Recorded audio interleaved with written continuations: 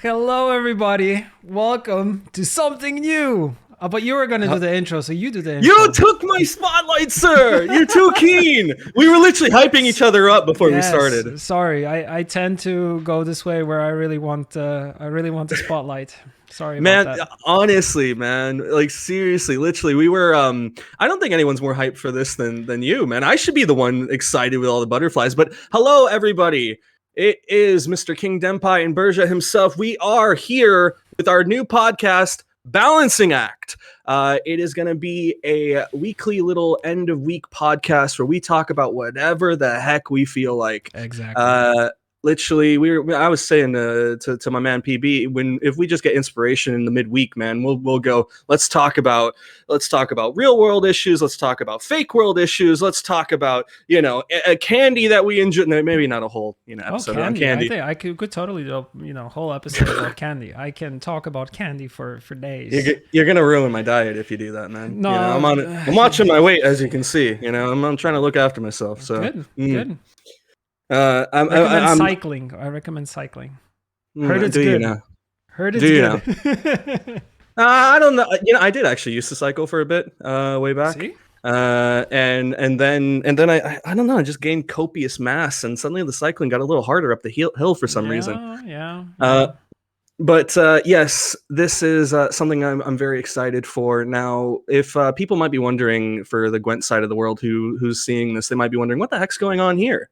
What's this podcast? Me and PB over here, we literally just hit it off. We did 2 episodes of This Week in Gwent, and I don't know if I've had such quick rapport with someone from I want to say you're of the upper echelon on a business sense, man. Like I think people take you pretty seriously. Yes and no. No. I'm kind of known because of Gwent, right? So that is kind of where I started. Like that's my origin story in CDPR, where I've become known to people from kind of that are following everything that CDPR related is happening in the world. So that's where I kind of kicked off. But I feel like that is kind of the thing that gave me some of like this streaming media presence. And without that, well, I wouldn't be here where I am, which I'm super grateful for. And looking into the people in chat, because we'll be streaming this, but also uploading it later to Denpai's YouTube channel. The whole idea for this is just to pretty much let us just sit down and talk about cool stuff. Well, that's the main thing, is because we talk about my idea, rather, when I first came on to This Week in Gwent, before we decided to do the podcast, is I really did look at you as, sort of this like, you gotta be on best behavior sort of thing. I'm not saying I'm gonna be the most crass dude in the world. I'm not. It's not Rashid, dude. I'm not gonna tell you, none of that. Rashid's awesome. Rashid is lovely. I like that energy. I like people who are not afraid to be themselves and kind of be all over the place, a little bit over the top. It's totally fine, because it gives them personality. I like people who have a lot of personality to go with them, like you do. See, that's what I mean, though, because like I think to myself, I made the reference to Rashid. People always hark on him and say, he can't rein it in, and I get the same. It's like, Denpai, you're way too energetic, you're way too loud, you're way too crazy. And I thought to myself, I'm not going to be able to be that way on This Week in Gwent. And I know, other people who are similar to me have those sort of like ideas that like, we're never going to cast this game, or we're not going to do this, we're not going to do that. But getting on that episode with you, man, it was literally like, like I fist bumped you, we got a drink, we just went out and had a pub crawl kind of thing, dude. Like it is the fucking... I literally just love talking to you. Simple as. Likewise. And we kind of just kicked off like we did not expect it. Like I remember this situation where we kind of did that episode of This Week in Gwent. It was I wanted to get Vlad on that episode, and we were scheduled to do it, but he got sick or something, which rarely happens for Vlad, because he's always in the office, always working, always like work. So I was surprised, but I needed someone to jump in like last minute, and I know that your community was always rallying for having you on Twig. So I was like, okay, let's do it. And that surprised me. I didn't know what to expect. So if Vlad didn't get sick, we wouldn't be here. So thankful for that. I mean, I don't wish him to be sick or anything like that, but still. a I mild flu yeah. can cause two people to come together and create a podcast out of it, which is kind of good. Sometimes the world has a way of assembling like that. Like my first thought, it's random that you say you talk about sickness and things like that. The world of wrestling comes to my mind. I don't know if you're a big wrestling guy, No, but actually, no. well, when we're going to do an episode on that, but Okay. literally, you get some major matches that come out of nowhere because someone got injured, someone got sick, that sort of thing. So that makes me, you never know. Like, don't take something bad happening as, like you're out for the count kind of thing. Yeah, it kind of Um, everything happens for a reason, right? I like yeah, that's where it comes from. Like, if you think about it, there are things happening to you, good and bad, and they happen for some reason, and they sometimes lead into like great things or some things that are formative, changing and stuff like that. And that's the cool thing like about life, right? like facing assimilate on ladder. It's just a reason to improve. Definitely. That's um no, but yeah, I literally, man, I gotta say, like I was trailing into earlier, um it's been a total pleasure to get to know you more, and we decided, because of the rapport that we Yeah, have, we're just going to shoot the shit and talk a little bit yeah, every week about something. And sometimes it might be related to the world that you come from. Other times, honestly, I could talk to you for hours on end, simple yeah. as. And that's We why we're have we doing have a that. lot of things in common. Also, I think card games is of course something that will always be the thing that binds us together. But I feel Yep. like we wanted to do this first episode about anime because you're big on that anime stuff. I'm a little Yeah. bit less, but we'll get Yep. into kind of like what are my like first, because I was thinking today, because I went on my morning bike ride and I was kind of thinking like what was my first encounter with anime. So Well, I I think had I a have a sappy reason. a Hmm. couple ideas. Yeah, I was gonna say I had a sappy reason for choosing anime, not just because I'm the resident weeb. Yeah. Everybody knows me as a big weeb, but um, the moment I felt that me and you kind of hit it off was when, in that first ep of Twig, When I when mentioned we Dragon connected Ball. on, you mentioned Dragon Ball. This man right here said that he loved Dragon Ball growing up, Yeah. and I asked him right away, Vegeta or Goku, and he went straight on the Vegeta, and that was the Yeah. moment I got all the Yeah. respect in the world, man. No. He pulled No. me in, and I'm like, that's the homie right there. And so, in a sappy way, I wanted to sort of talk about like the first topic that I felt sort of pulled us in. And really, I told you this a little bit when we were planning things, but I'm going to jump right into it. Mhm. What is sort of the, because I'm American. Yeah. I live in the UK. Mhm. And I've sort of seen that side of things, but I've never been to Poland Yeah. myself. What is sort of the conception on anime now, and also when you were growing up? What was it sort of like back then, and has it come full circle? Are people appreciating it more? Like, what's the viewpoint that you found in your own experience as it's shifted? Because you work with a lot of people Yeah. who are very geeky Yeah. and into all sorts of stuff. Like, what can you sort of tell me about that side? To be quite honest, I feel like anime in Poland was never anything like very very big. It wasn't something Right. that hit off here like instantly. I remember we used to have like our animated shorts that people would watch and kids would watch mainly. Um, but when it comes to the land of like even taken into like Japanese culture or history or anything like that, we as Polish people don't really know much about it. We don't really learn much about it.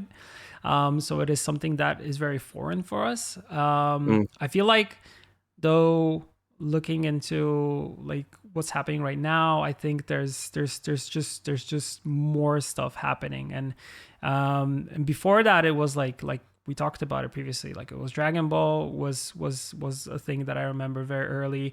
I think my earliest though connection with anime was Sailor Moon, because Sailor Moon I think was one of the oh yeah. first ones to be having like a Polish lecturer reading the whole thing. So I feel like that was one of my first ones. Then of course Dragon Ball. Then we had Warriors of the Zodiac, Oh, like Saint Seiya. Yeah, yeah, yeah, yeah. Sensei. I really enjoyed that one as a kid. And I remember when we used to go to school here when I came back from the States. Um, I would, after school, we had a friend who lived like super close by. So we Yeah. would go to his place, but we just go by like a quick, supermarket type of store, get some snacks, and we'll go to his place, because every day I think at 3 something they play Dragon Ball, and Dragon Ball for us, it's not as well done as it is for, we didn't have like proper Polish like I remember you mentioning the dub was like voiceover. weird, right? I would watch it in French with a Yeah. Polish voice over it. So it's very funny, because when the show started, you would have the music, which is awesome, and it was in Japanese. Then you would have previously on Dragon Ball, and that was still in Japanese, and then French would just kick in when the episode started. And then you had a Polish voiceover throughout the whole thing, but it was just like one guy narrating everybody's voices and then what everybody said. Like sort of like a text to speech kind of thing, like just over the thing. Like you could hear the audio clearly in the background. Yeah. Oh my god. Yeah. That's weird, but also like a very, very nice way, I feel, to sort of expose you to all sorts of languages and stuff. Like I mean, were other things like that in Poland? Like, just going past anime for a second, is it just Dragon Ball, or is that common over there, that dubbing technique back in the day? I think it was common. Do you know anything? It was common at the time for things that were coming outside of Poland. So any type of show, like we were very big. I remember, especially like my grandma used to watch like these soap operas, like Venezuelan ones or Brazilian ones that had like a voiceover that was just one person talking over that. But yeah, it's like it's kind of that thing, and also some other things that were coming in from the States or from the UK. Well, they would be done the same way, like we would have someone reading over it. So yeah, that was kind of how everything initiated.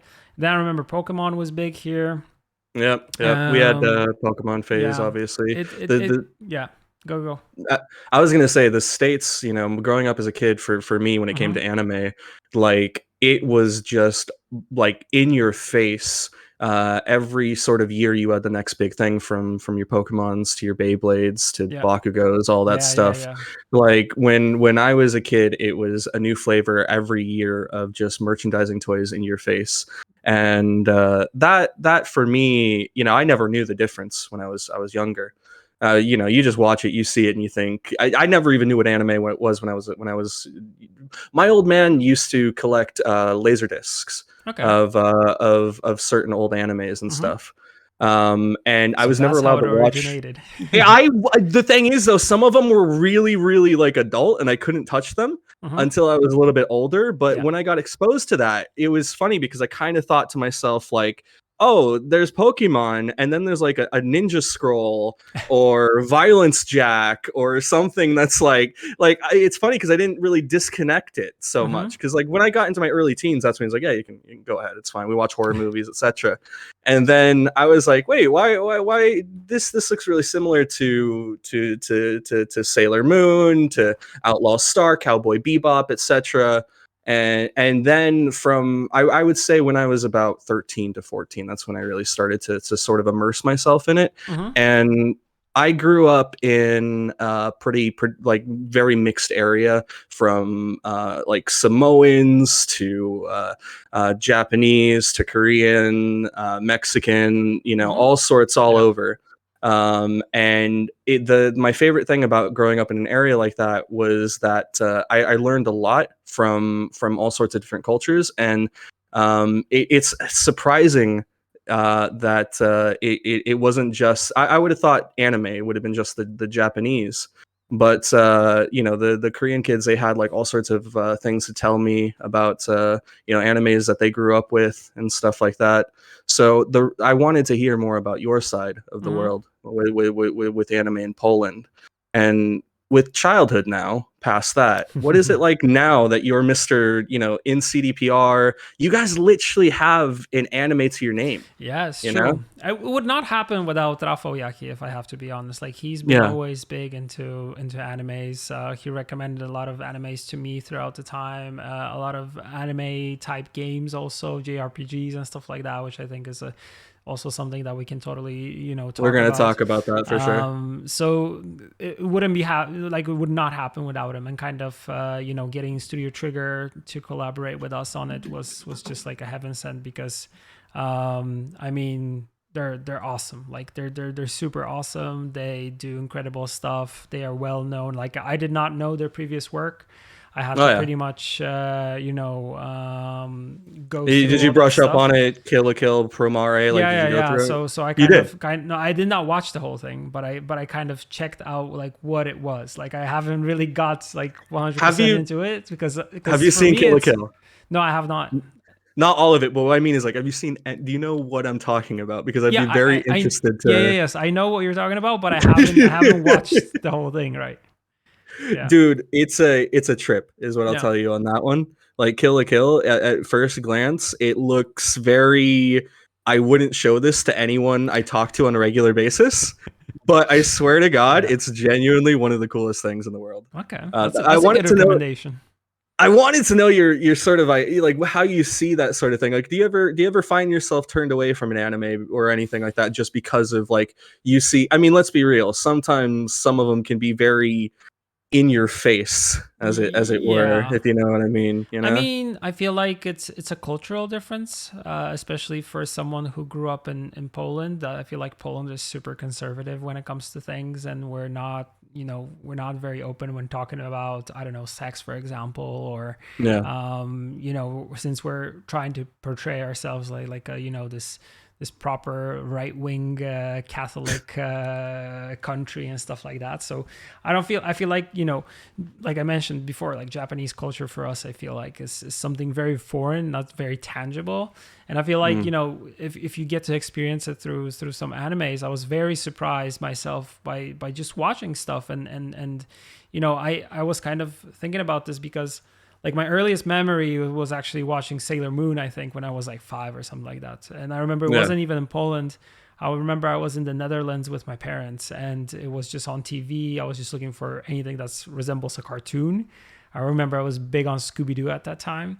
Oh yeah. Uh, and I kind of saw like Sailor Moon. I was like, oh, this is pretty interesting because visually wise, the like animes have a very distinct, specific way of how they portray characters and how everything looks, and that was kind of appealing because it was something new. It was something that, from an art style, I feel like I did not see previously because all our like hand drawn cartoons, which we had here, which were totally different. You could not Mm. compare them to anime. So that kind of drew me into it. And yeah, I think also when I started working at CDPR, I think I was more incentivized to kind of check out all these like animes and stuff like that. I remember watching like now I'm need to like brush up on the names because I watched them in Polish because they were like animes that you can watch with your kid because I have a daughter. So it was like Right. My Friend Totoro, for example. Oh, So no, that's my like neighbor a Totoro. Yeah, yeah, yeah, yeah. that's like an amazing one. There was That's this awesome. one about this moving house or castle. Oh, Howl's Moving Castle. Yes, Yeah, yeah, yeah. that one was freaking amazing. For example, So you went through like a lot of the Miyazaki stuff with yes, your daughter, yes. did you? The weird one was about this girl turning into a cat so she can date a boy, or something like that. I don't know what that was. Yeah, but pretty Um, much whatever Ghibli did, I kind of also checked out. that's actually pretty common as well. A lot of like for families and stuff, most people they tend to recommend Ghibli films. Yeah. Those from like Miyazaki and stuff. Like they make really good entry level spectacle anime Hmm. movies. Yeah. And they actually have a game out. I don't know if you've ever heard of it, but you're on about JRPGs. Nino Kuni Yeah. is a JRPG Yeah. in that I'm sort of aware. style and stuff. Yeah. And literally, man, it just captures that magic in that same essence, which is most people know a Ghibli film. Like Hmm. most people have seen it. And that's a really good entry point on that I sort think of thing. it's especially when they made it to Netflix. I feel like that's Oh when yeah. they became more accessible. Like you wouldn't need to like search for them. I remember I wanted to like watch anime specific things, so like a couple years ago I started off with a Crunchyroll Oh yeah, you went account. So Crunchyroll I with it. kind of Yeah, yeah. went in there So I really wanted to see like Yovimushi like pedal. That's the, or I don't know if I pronounced that properly. Yowamushi pedal Yeah, is, yeah. yeah, that's the cycling one Yes, that's the that cycling you one. That was everyone's recommended told you by about. Rafa also, so it Hmm. kind of ties to that. I wanted to watch Dragon Ball Super, so that's the one I kind of checked out. And there was this cafe with a panda. Cafe with a panda. Yes, there's like a panda and there's a penguin, and that was a cool anime. That's I I have no idea remember. what you're on about. I'll remember the. You've I'm got gonna remember you that got to one. find that one out, man. You got to log into the old Crunchyroll and tell me Yes, what that one's all yes, about. yes, yes, yes, yes. But for me, you talked about Yowamushi pedal, and I feel like is that the one Shirokuma that ever Cafe. That was the one. Shirokuma Sh- Cafe. Shirokuma Cafe. That's Yeah, pretty cool. Yeah, yeah. It's a very chill one. that that sounds like a really like just comedy based, just have some fun, like It probably is wacky zany little anime. I'll have to check. You told me one that I don't know, so I will have Yeah, to good. check that one out. Yowamushi Pedal, if chat doesn't know, he was just mentioning is a cycling anime that I feel like you get bombarded with as like everyone Yeah, thinking like they have like I have the perfect recommendation for yeah. you. You know, like I thought I was hot shit I when I was watched a like, oh, I couple got you. episodes. I watched a couple episodes, but they were kind of like a little bit over the top sometimes for me. Do you find I'm just gonna pick your brain here for a Hmm. second since we have so much time to talk. I want to do you find any realty in that, like somebody could because the plot behind Yowamushi Pedal is that there's this kid who basically has innate talent Hmm. for cycling because he's riding a freaking mommy bike. Like he's riding a really little Yes, by raid there. Liz. Not little, 625 people. Hello, Uh, everybody from Liz's stream. We're not talking Witcher, but we can. I mean, we can go straight into it. Yeah, we'll talk about the Witcher It's anime actually. easy. What? The Witcher anime Or do you mean the one with young, with Vesemir. hot-looking Vesemir? Hot look. You said that, not me, but I do Yeah, agree with you yeah, yeah. 100%.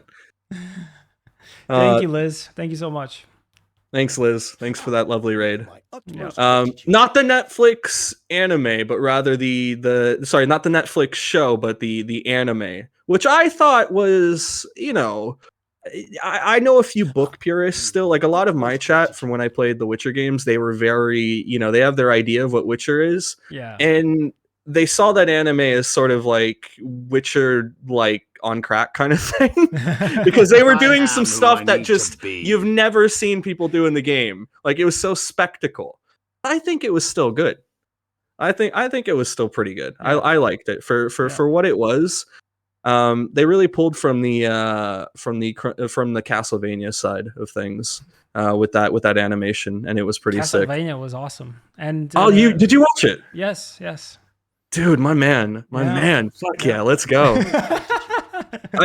I literally I have a Castlevania tattoo on my Oh, nice, on my nice. shoulder. It's got a special place in my heart. I grew up on a lot of those games, so Yeah. it's definitely a franchise that I was so happy to see get the anime treatment. You know, it's breathed some life into it for sure. So Yeah. that's been really cool. Yeah, but You always Dragon Ball. Always Dragon Ball is something that I go back to. I feel like now well, you it's mentioned Dragon more. Ball Super. Yeah, now it's just because I think more of a nostalgia thing. I feel like after watching Z and GT as a kid, it kind of is something that you are going back to. I have the same thing with Pokemon also. Like Oh yeah. I put my daughter on Pokemon like very early so she can like enjoy that, and she's very into it. I'm trying to get her into the card game, but also like just to watch the show, the old one as well as the new ones, the adventures and all that stuff. So she's also into those. So that's something that for me is like super cool.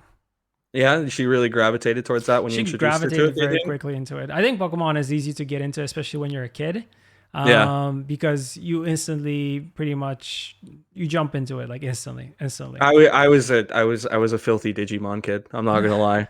I liked Pokemon to a degree, but I was always a Digimon guy. Yeah. like growing up. Now it's not really around. So I mean, I feel like Pokemon's I really remember I used to have withstood like the a test of time. Digimon thing, like a Tamagotchi version of Oh, Digimon. you had the Digivice where you actually had the Yes, yes, Digimon yeah, in there yeah, and you had to yeah, take yeah. care of it. I had those as a kid. I remember when I was a kid in the States, you could get those. They were, I think you could get those if you got it like a Happy Meal in KFC. Like Yeah, you would yeah, instantly get those. And I had one of yeah. those from that, and I was like, wow, it's so cool.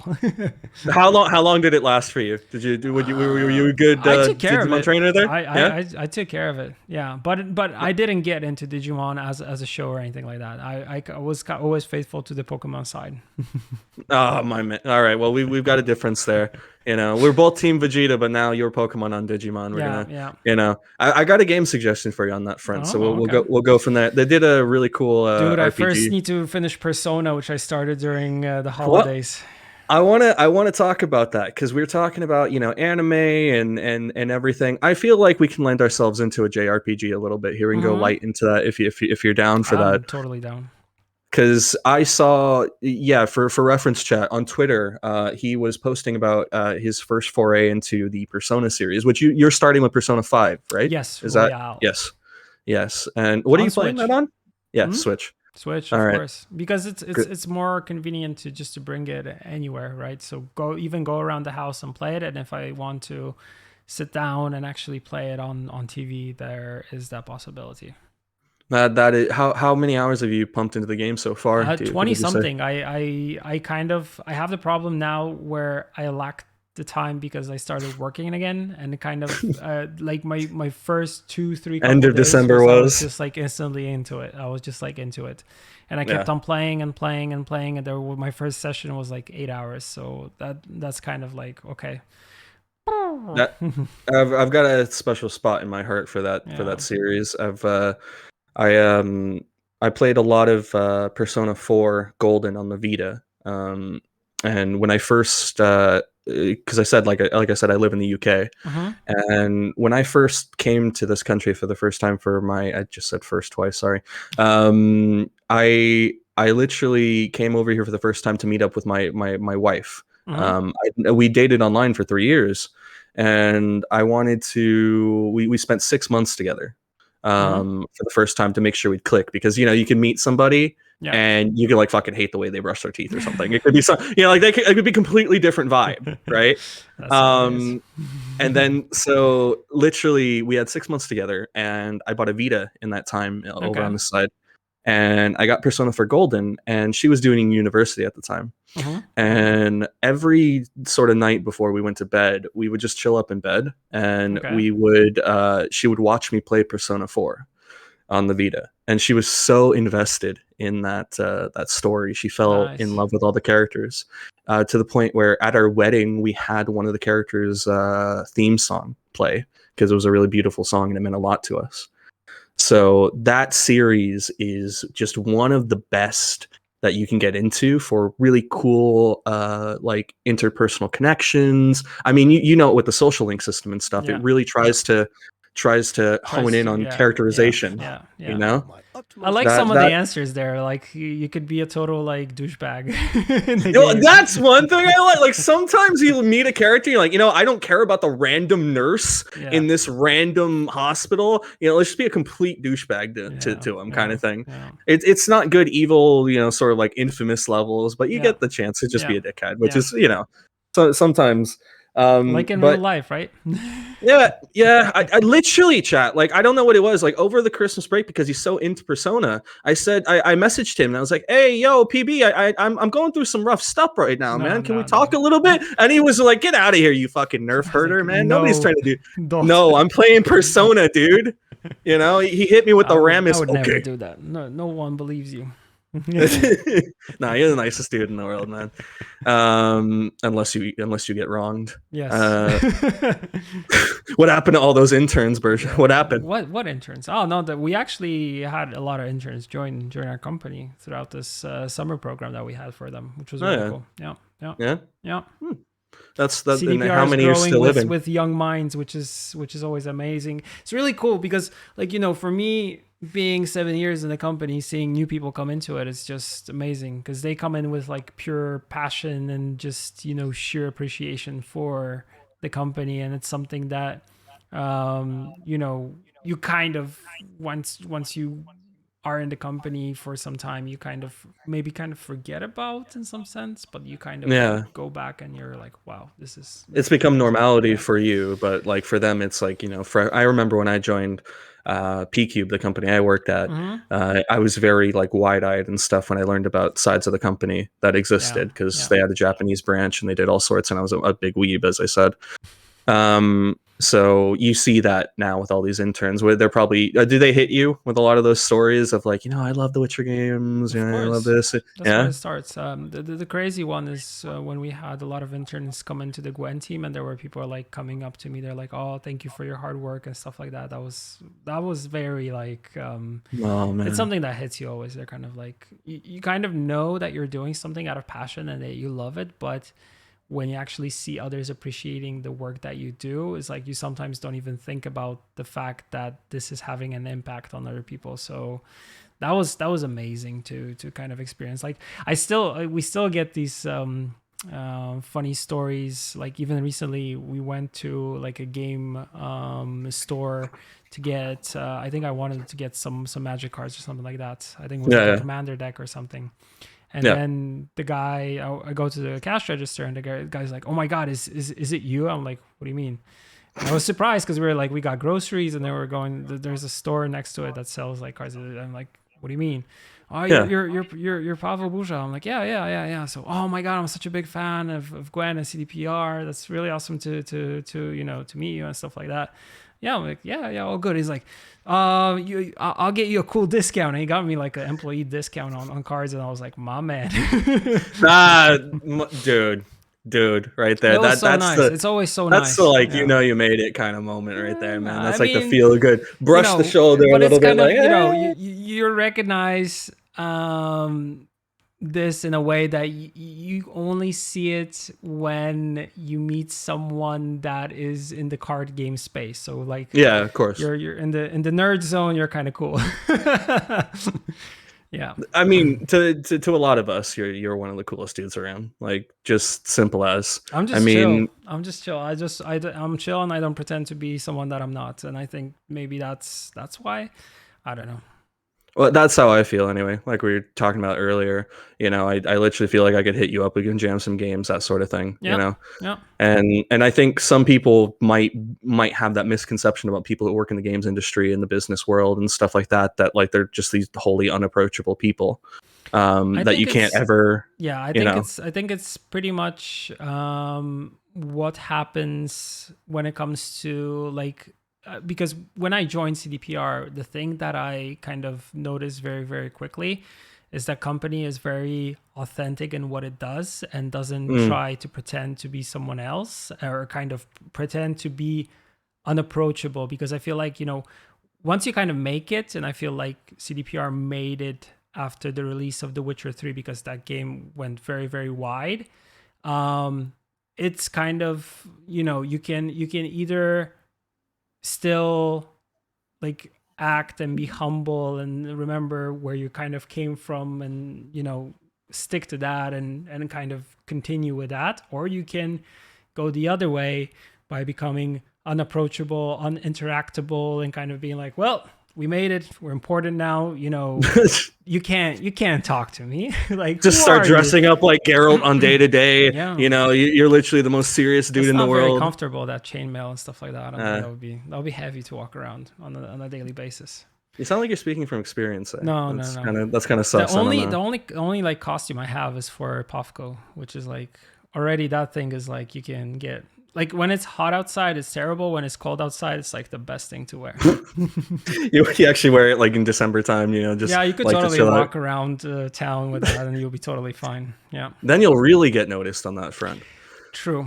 Or they'll be No, like, "Who the hell is that weirdo?" People like on a Sunday walking to church, and me walking with a bow and arrow and dressed up like I'm in medieval times, and be like, I meant the "Who's clothing, that not the bow and loon? arrow, man. Who's Why are that you going loon?" so extreme? What the heck? You going full arrow and No, everything? I Just have take the the whole like clothes. thing. I have the whole thing.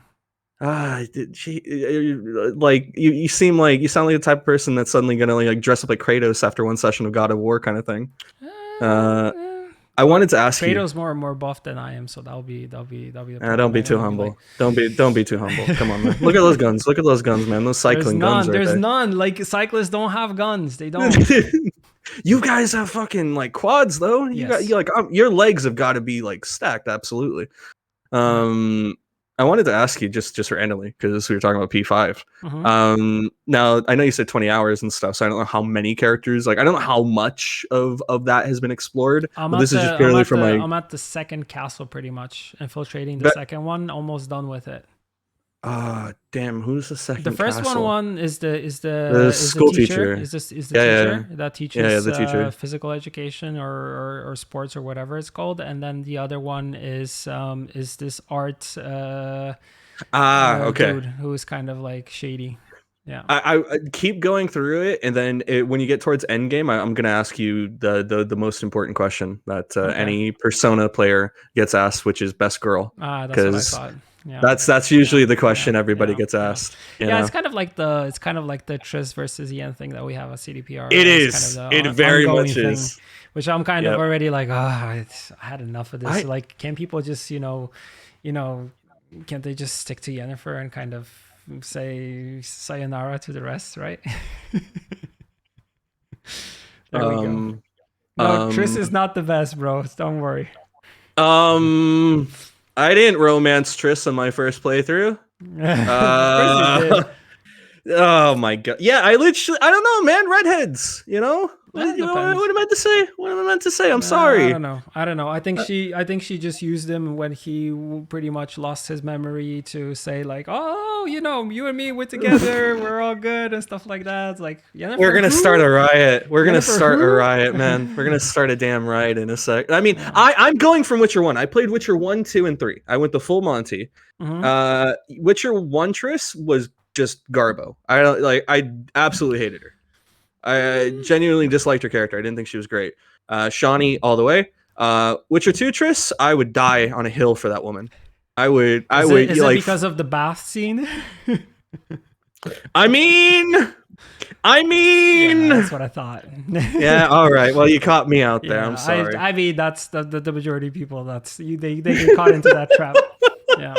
It's a really good scene, though. It's really well done. I'm of base desires, damn it! Don't shame me. But and then Witcher 3, I just carried on with that, and then I met Shawnee in the DLC, and I was like, "Fuck, he got me back. He pulled me back in. God damn it!" Just when I thought I was out, they pulled me back in. The only thing is that it wasn't constant. Why couldn't I just have an ending at the end of the DLC with her? I got one instance in the. I remember there were people petitioning for us to have the possibility to. I even saw an email recently from someone sent over to us that it would be nice if in Corvo Bianco, once you settle as Geralt, you have the possibility of Shawnee actually being there instead. I would have loved that. Yeah, other characters. Yeah. That would have. I mean, that would that's a missed opportunity for the remaster that you did. To be honest, in a way, yes. That's fine. That's fine. Yeah. Modders exist. We'll get that Shawnee day one day, dudes. Well, don't worry, Shawnee stands. We'll get that. Or not. But what? Why are you gonna crush my dreams like that, man? Like you just went like a shotgun right there. No, I'm just leaving room for interpretation. I just realized though. What? I just realized. Bulma or Chi-Chi though? No, Bulma, come on. Really? Yeah. Really? I never liked Chi-Chi a lot. You don't like Chi-Chi? I like Chi-Chi. She's kind of like one of those characters that pissed me off a lot. Because she could tell like Gohan, he needs to like study all the time.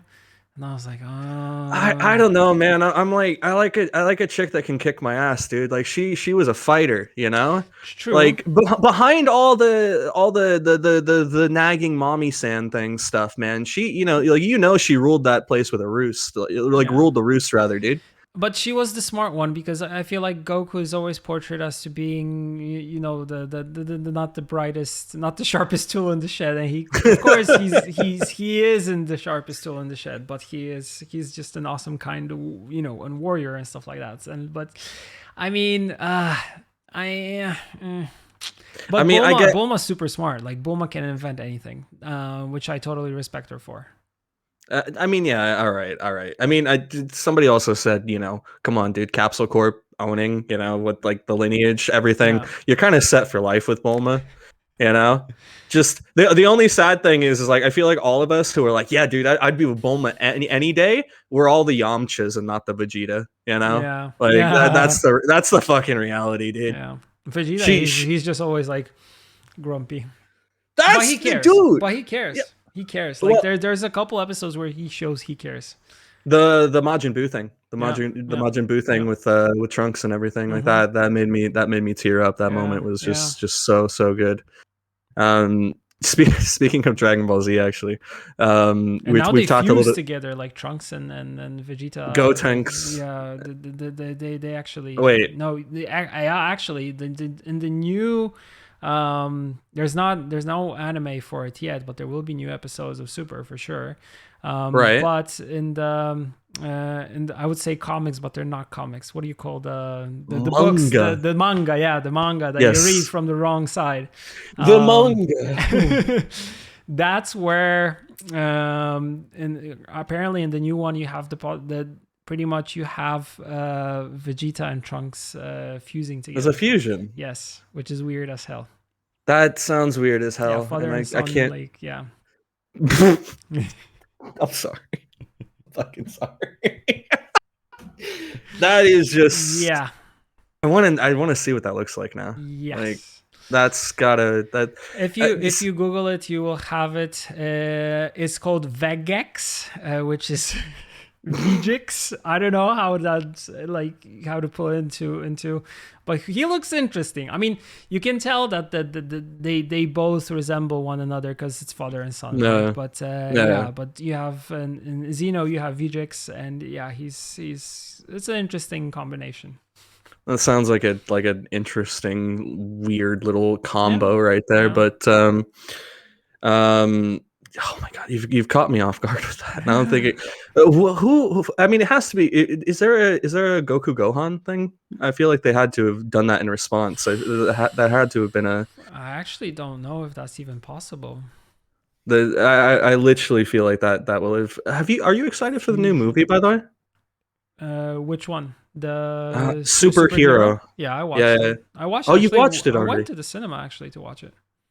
Snaps, dude. What'd you think of it? Um, it's kind of one of those things. My friend says you kind of have like a love and hate relationship with it because it's very hard to get into the new visual and animation style because it's Oh, something really? that is different compared to the one that you have in the core, let's say, anime that you watch, like Super and then Z I think and it then stuff blended like it that. really well, to be honest. Like I Yeah, thought it looked great. I like it, but I needed like a moment to get into it because it Mm. looked different than what I'm very used to, but I didn't have a problem with that. And then I enjoyed it from the perspective of actually having the Piccolo, Gohan, The new forms that they got. yeah, the new forms, but also like still like further exploring their relationship and kind Yeah, of how they become kind of student and master, which is a very very strong part of like the core anime, where you kind of see Gohan growing up and you kind of see him being taught by Piccolo, and actually just taking him away from Chi Chi and saying like no more school, no more stuff, you got to become a warrior, which was I'm. something that I enjoyed a lot. Yeah, I mean, we all love to see Gohan literally shine as the warrior we know he Yeah, is, that we've yeah, seen him yeah, be. That's one of the coolest things in the world. And I mean, people always say that Piccolo is his freaking real father. Like that dude raised Gohan, you yeah, know? I mean, I think Goku doesn't get enough credit though. I think he gets like memed on a little bit too much. He is obviously his dad, you yeah, know? yeah, Like 100%, yeah. but Goku had a lot on. There was Goku a lot. just disappears for quite some time, goes training somewhere, and then just Go reappears, and they're like, "Oh, son, you're here." it's the Like the version of going to get introduction of milk. Gohan. Like I recently was rewatching some episodes of Z. I was like, Yeah. Goku coming in to the Kama house and saying like, "Oh, by the way, well, this is my son. It's like, how the hell did this happen? Like, where does the kid come from? Is he just magically appeared somewhere? It's like, what? Yeah. I mean, there's a funny moment. I think if I remember correctly, obviously Goku's got two kids to his name. Is it two? Yeah, it's two kids. Hmm. He's got two kids to his name, and at some point, I think they wrote in a line where he didn't know what a kiss was or something. Yeah. And it's like, how this How did man you made how did you make a babies? kid? Like, how does he not know what a kiss is? This man made two kids, warriors. Like, what are we on about here? Yeah. Um, I was wondering what your opinion was on from DBZ side about the because I'm a very traditionalist for the super forms. Hmm. For me, peak is literally 1, 2, and 3. Like Okay. the blue auras, the gods, all that stuff. I don't know, man. Like I could have just done with it being 1, 2, and 3. I don't know. Yeah. I actually didn't like three. I liked one and two. Really? Three with the big hair and the kind of no eyebrows, but these kind of like weird things here. Like, I did not really like work for But me. that transformation though, man, like That transformation was cool. Yeah. that Yeah. scream, man, from Yeah. the like that no, they've never done it since for obvious reasons. Yeah. If it's ever in the game, it's like an instant. Yeah. Like that transformation Yeah. is just Yeah. goated, I feel. Yeah. And then I actually like SS4. I don't know, because they kind of go back to their initial look of this Maybe gray. Uzaru, yeah, the Yeah. that sort of side Yeah. of things. Yeah, which was kind of cool. But the gods, in Super, I, I felt like they wanted to introduce something new, and that was, I think that the thing that they did like super well was actually having Goku as a villain. I like having the black yeah, version was free. Oh, he was so freaking amazing, yeah, and you hardly ever get this. This draw to like a villain where you hear like, oh, this guy's like freaking cool. I don't know, I've yeah. also like enjoy Frieza a lot, and I kind of Oh my and god, having dude, you Frieza come are back as a golden version. I just like them, like he's like, you puny something is like, I could erase you like this, and I like him because he's very like, he has that kind of Vegeta negative energy to him, but yeah, also he's just the pride to him. yeah, the pride, and I think it's something that's pretty cool. Yeah. I mean, literally, you're preaching to the choir here. My Yeah. girlfriend loves villains. You Hmm. know, I think we all love a good villain, Of course. but she's a big Frieza fan, Yeah. and a good villain can just set the tone for any series. Yeah. Like you can make a series goaded with a good villain, and I feel like Dragon Ball, for a lot of its mainline, have had freaking stellar villains. True. Frieza is amazing. Cell is amazing. Majin Buu is amazing. Like Yeah. a lot of its villain cast is Yeah. just Yeah, greatness. and like even Uh, Vegeta in the beginning being a villain was an awesome villain. oh yeah, And 100%. actually having Frieza and the Ginyu Squad, and the Ginyu Squad kind of being like a comic relief and kind of doing the dancing and Yep, stuff like that. yep, And Frieza's yep, like, yep. you don't have to do that. And they're like, but Lord Frieza, we're doing this for you. It's the best thing ever when you Yeah. put like the straight man in those sort of situations, Hmm. and it's someone like Frieza, man, you just fucking gotta laugh your ass off at Yeah. him seeing all Yeah. that stupidity. I And mean, his hell, like Portrait of Hell was just so good. stuck And in that little cocoon, yeah. yeah, yeah, and also like having Beerus there. I think Beerus and Whis, or I think Whis. Whis, yeah. Yeah. Those were two awesome characters that were introduced into the universe. I feel like, and kind of them being always about food. I like that, in Dragon Ball, food had like this very important meaning for all of them, that you need to Hmm. eat in order to be strong and to kind of fight. And they would have like this big feast always when something to celebrate and stuff like that. So I enjoy that part of it, and also the part of like getting stronger, training all the time. I feel like That's what you kind want to of, do, that's the day to fun day basis. aspect. That's like the fun aspect of it. Like I wasn't like always very athletic, but I am right now, and I kind of understand like where it kind of comes from, because they always wanted to be stronger and to kind of better themselves, which I feel like is one of those things that was kind of sold to you without even you like noticing, right? I mean, talking about fitness like that, there's a lot of good there's a lot of good messages in something like Dragon Ball Z, because fitness is super important. You even also have it in Persona. Like you have the Yep. possibility to like train and kind of do like these pull-ups. And Mm-hmm. you actually see the progression, you get better at them. And it's kind of like, I mean, remember we've to been doing stay in that. school, remember to learn, Yeah. remember to also like care about your body and your physical training, eat good food and stuff like that. I feel like all these things are kind of there for people to kind of, are like, hey, these are things that you also need to be mindful of. I mean, I feel like the game that best encompassed that feeling was actually GTA San Andreas, where you could get completely like bloated Yeah. if you went to the Yes. take Yes. out like so much and stuff. Yeah. But I mean, talking about fitness for just a second there, I wanted to say is like, yeah, Dragon Ball Z teaches you some really good messages on that front, because as you were saying about training and how it makes you feel good, like I've fluctuated my weight. I've been everything from thin to pretty big, and a good fitness session can literally make even the biggest of us feel like $1,000,000. Yeah. Like, I think when you've got when you've got your muscles actually, engaging and tightening and all these things, and you've just hit the gym a couple of times in the week, like, you feel better regardless Yeah. of how big Yeah. you are and everything like that. So I like shows that put positive Mm-hmm. spins on training and fitness and stuff like that. Like, it's the coolest thing in the world there. Yeah.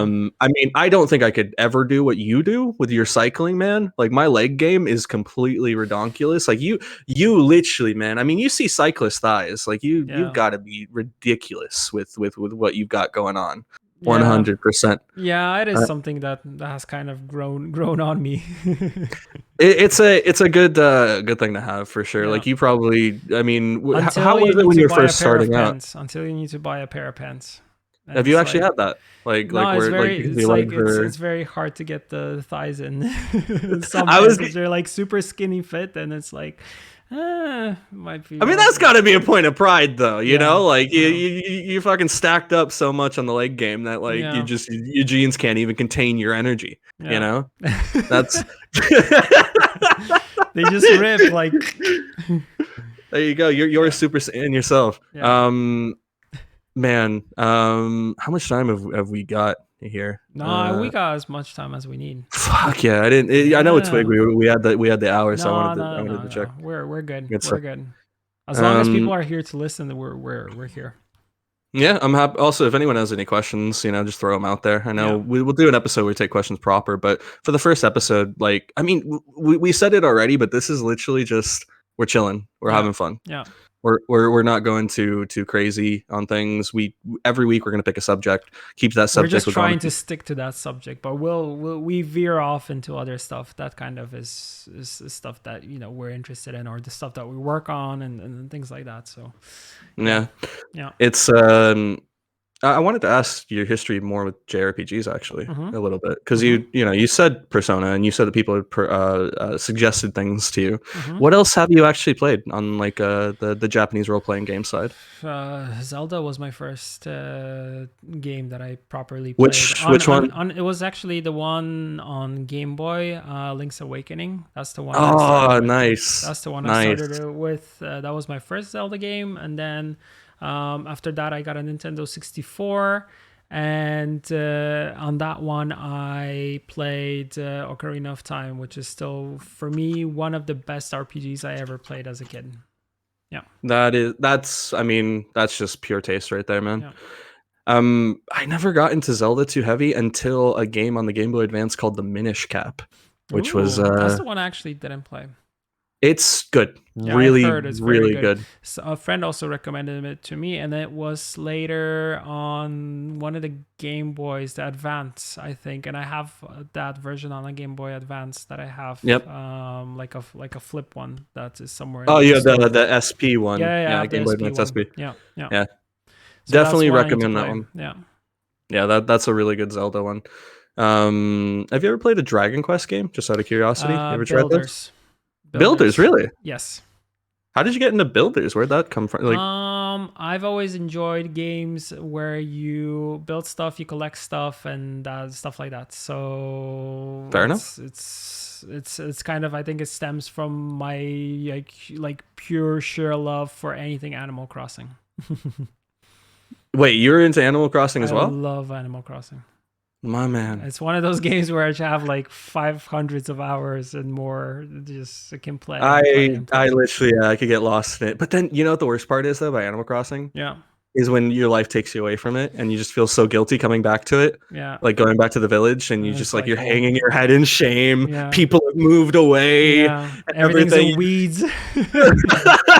Have you ever played Harvest Moon actually talking about that? I played it, but I never got really into it. I don't know why, but it was one of Really? those. I have the same thing, unfortunately, with Stardew Valley, which I is was one of those just about to games say that Stardew Valley, yeah. I played a lot of it, but I didn't get into it as much as I got into Animal Crossing. And I think it's just the animals and the banter and the quirky way of how they behave and how they talk and what they do. So you're Um, saying that you're a furry then? You're just confirming it right now. no. I don't even, for a long time I did not even know what a furry was. I had to like Google that. I was like, wow, is this really a thing? Like why was like, how did I miss this? Is this even like, is this a I thing? I don't know if I want to go into that on Yeah, this one. probably Let's not. say Yeah. let's not touch that. Let's not touch that. Yeah. What other JRPGs? Because I felt like you had more on the list there. Um, hmm. I never got really into Final Fantasy. Really? Yeah, I think it's something that I totally missed out on, and it's something that I need to get back into. So that's one. I really got into Zelda. I really got into Pokemon as a game because it started with the game. I played Yeah, I was Pokemon gonna say Red. with the anime you mentioned, I was gonna Yeah, wonder if you played the games yeah, and you started enjoyed with those. Pokemon Red, and then I tried to pretty much trying to play different Pokemon games as I was kind of growing up, so exploring that for sure. On the JRPG side, what else did I play there? I don't think there was anything else that kind of comes to me right now. I like played Octopath Traveler, which I enjoyed a lot. Oh, dude, nice. That's a proper JRPG. That's a really good I one. just have a problem with pixelated, like pixel art games, that I don't really enjoy them as much as I used to when I was younger, because now I Berja kind of, hates sprite art confirmed. Just not a fan of sprites. I'm kind of I'm trying now, to catch you out. yeah, I'm kind of now more into actually seeing stuff with good graphics and stuff like that. Although since I was kind of thinking right now, JRPGs also, like Bravely Default was one of the Oh better games yes. that I played. Yeah. Yes, Yeah. really, really good Yeah. game. You Great mentioning dungeon Final. system, great Mm. everything. I'm not a big fan of like turn-based combat, but after playing Persona recently, I'm kind of okay with it. And I like the You're being finisher. I converted. like the finishers that they have and the music that plays there. And I feel like music is also very good in Persona because it gives you, it like levitates and kind of like puts more emphasis into what's happening. And I feel like it gives you a better like understanding of the mood of what's going on within the game itself. Persona games have some of the like most goated soundtracks of all time. You should That's see a what I Persona concert. that's what I heard, and now I kind of started googling that and kind of seeing like there's people that are really into just the musical aspect of it, and apart from like just listening to the soundtrack on loop all the time, I think it's more of the fact of like the full concerts and stuff like that. Like I learned that this was a big thing. Yeah. Yeah, it's literally like one of the greatest spectacles. I've had a pleasure of watching. I watched a few concerts that they've Nice. like bundled with the games and stuff. Really, really good stuff. You mentioning Final Fantasy as well. I'm not actually that big into Final Fantasy. My Mm-hmm. exposure is with Final Fantasy 14, the MMO. Mm-hmm. That's I heard where I've got that's really cool. Yeah.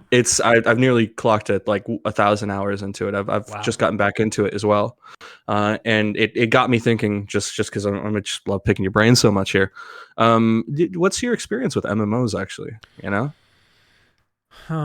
I see. I'm one of those people that kind of never played World of Warcraft, which I think was the big thing here. Yeah. And I remember I did not play it because I had this preconceived notion of it that it was just pretty much like taking people's lives and taking over their lives, and I was like, I don't want to do that. You didn't want to become the literal. Yeah. just laid back World of Warcraft guy kind of thing. Like it was on South Park. Yeah, exactly. You're like, that's not my life. That's Yeah. not for me. I enjoy Warcraft. Warcraft 3, I think, was the last one that I played.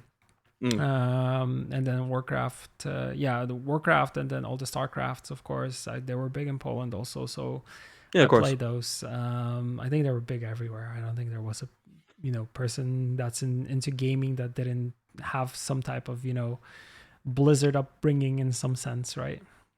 Never touched them. Oh, okay. Apart from StarCraft 2, which my Okay. girlfriend got me into. Yeah. I played a little bit of that with her. I very much enjoyed it. But StarCraft like 1 is growing better. up, that's what a lot of people say. Yeah. But growing up, it's funny because I didn't really have a big PC like life when I was younger. It was pretty much like all consoles. Handhelds. I didn't have a lot of I just didn't have a PC. What was your first console? Do you remember? Yeah, it was a SNES. Oh, My yeah. first game I ever played was Super Mario World. That Nice. was that's what got me into it, and then from there it was just my most loved console though of like my lifetime is the Game Boy Advance. Oh. I just lived off of that from even when I got a PC at a point. I did Mr. Emulation and everything Yeah. for the things I couldn't play. But Yeah. literally, man, I had it with me, the Game Boy Advance SP, everything. I had the booklight. I got as many little catalogs as games, and you couldn't really pull me away from it when I was a kid. I had that It was with the just, vanilla Game Boy, like the vanilla, yeah. the first one, and then I remember the Pocket came out. I also had a Pocket version because it was just smaller, but the battery life wasn't as good as on the Chunky Boy Game Boy. And then there was Color. I think Color was like the first time I was like, wow, you can play stuff in color. That's amazing. Yeah. What I had the speaking of color handheld games, I had the Pikachu edition. No. Game Gear. I had the Sega Game Gear. Okay. Actually, that big old thing, man, it was a monstrosity, I remember that bro. thing. It was, but I was so happy to have it. It was just like such a pride point for me. But man, it was a chunk. I took that thing on like bike rides and everything. Like I loved handheld gaming when I was a kid. Same here. Like I think it's something that I experienced only when we actually were in the States, because I lived in the States for 4 years with my parents, and I was kind of where the Game Boy. I remember I went to Best Buy for the first time, and coming in from Poland where we didn't really have Nintendo products here at that time. It wasn't anything that was like super big. It was kind of the first experience of all the Nintendo stuff, and that's where I got very quickly into that. Like Game Boy was the first one. My first console that I got off a friend was an NES, and I remember still have like this vivid memory of my parents and me sitting down and playing together Mario Brothers. Which is really, really cool. And I mean, it's one of those things that kind of started the whole console thing. But when I came back to Poland, it was just PC all the time. And and I still kind of held on to getting like Game Boy Color and getting some games on the Color. And then I moved on to then I moved on like totally to PC. And after some time, I got a 3DS, and from 3DS, I got a Switch, and I even got like this older DS just to play the one of the first Animal Crossings on it. Because you're a very big Animal Crossing guy. I love Animal Crossing. Quickly discovering. I love Animal Crossing. I love Tom Nook, and I love you love being in debt. I love being in debt. Yeah, it's just one of those things that it's life in a game, plus it has quirky, funny animals there. And I feel like like New Leaf was super amazing for me, and I like that that for a long time that they just kept adding new stuff to the game. And you were waiting for an update for like a year or two or something, but they would introduce something new to it, and I think that's like, this is pretty cool. See, that's one of the things I don't know why I just would have never pegged you as an Animal Crossing guy for some reason. Like it surprises me, but it's awesome. Like one of the I didn't think I was an Animal Crossing guy. Yeah. Then I got my hands on New Leaf, and I was like, wow, this is so freaking fun. Yeah. This is just super, super enjoyable. It's so cutesy and it's just nice to co-op with people and do all that stuff. It's also one of those things I feel like that it kind of relieves the pressure from like a whole day just playing Yep. that game. It kind of takes you to a place that is very wholesome, that is very relaxing, that is very just it just feels like, it feels in some way like it's just therapy, because those animals, they're super cool to interact with. The things Mm. that you're doing, the things that you're collecting, it just feels like you're focused on something in a sense that you're in the moment and you're enjoying that moment. If it's like just watering plants, or doing the simple tasks of everyday life, it's really cool, because you sometimes just need that, or you want to do that without the chores of everyday life of doing those things in real life. I absolutely agree on that one. Yeah, That is that just, it doesn't, I mean, Harvest Moon is that for me as well, but I mean, maybe I need to find something to get you into Harvest Moon, man. maybe. I do have a question, because I have an idea that Mm-hmm. I want to see if you'll get into, because you mentioned the Nintendo side and the JRPGs and the Mm-hmm. personas opening you up to these things. Yeah. Keeping in like the anime weeby style sort of things, have you ever touched Fire Emblem before? Have you? No, actually no. But I That's had a lot that's a of friends gift. who were not very into JRPGs that I work with that really got into the Fire Emblem stuff. And Nice. I that's actually one of the things I want to get into, but I'm just in kind of awe in terms of the amount of games that are there. Like it's Oh yeah. always something that you're kind of like, but there's also like Xenoblade, that is something that I want to try. Like Oh my yeah, God. I feel like Yes. that is something that I would kind of enjoy in terms of I like, know a friend who's into Xenoblade Heavy, yeah, so it's a and lot. It's the a world lifestyle. building, the idea of the whole thing, I feel like it's pretty cool. I dabbled a little bit in Monster Hunter. I also enjoyed that Really? one. Yeah. Yeah. Which one do you remember? Which one it was? Was it There was the World one that or? was on 3DS. It Oh, was like I remember I was the first time that could handheld gaming, played with friends without any yeah, yeah. cables or any weird stuff, but just like sitting around the table and actually playing That through was a like a PSP hub for me. within the game. I think that was pretty cool. Yeah. Yeah, yeah.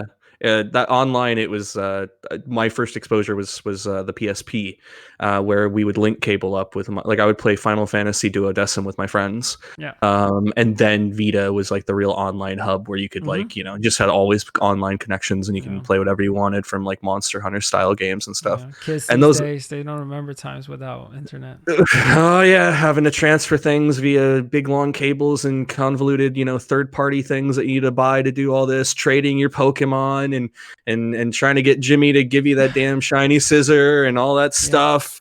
You know, Yeah. I was thinking about it actually as you're talking about it, and we've been talking about the Weeby games, handhelds, Mm-hmm. etc. It reminds me of like I kind of thought about mobile gaming for a moment there. Mm-hmm. Like we were talking about handhelds, Mm-hmm. and I really did like I did that Vita stint I told you about, Mm-hmm. where I had the Vita was like my console for like Yeah. like 2 years, Yeah. and then unfortunately I lost it in a little bit of an accident that happened, Mm-hmm. and I didn't actually use my phone much at that time, and I Mm-hmm. just got a mobile phone, and I've just sort of been glued to that kind of ever since, oddly enough. I think all of us Um, have. well, yeah, yeah. I literally like I just I didn't bother to get a phone for the longest time, even in my like adulthood.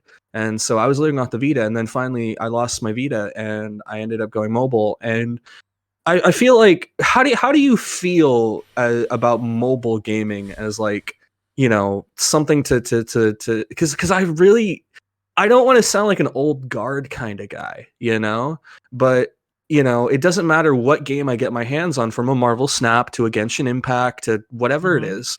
Nothing, that medium just doesn't feel the same as like a Switch or a Vita or a DS or anything. And do you think I'm just being an old codger kind of I thing? have the same You know? thing. Maybe it's Yeah. a age thing for us, but I have the same thing. Like I feel like mobile gaming here is not very common. It is something big in Korea, for example. I remember Yeah. when we went to Korea, pretty much everybody there commuting is playing games on their phone. I think it's like Hmm. the number one thing.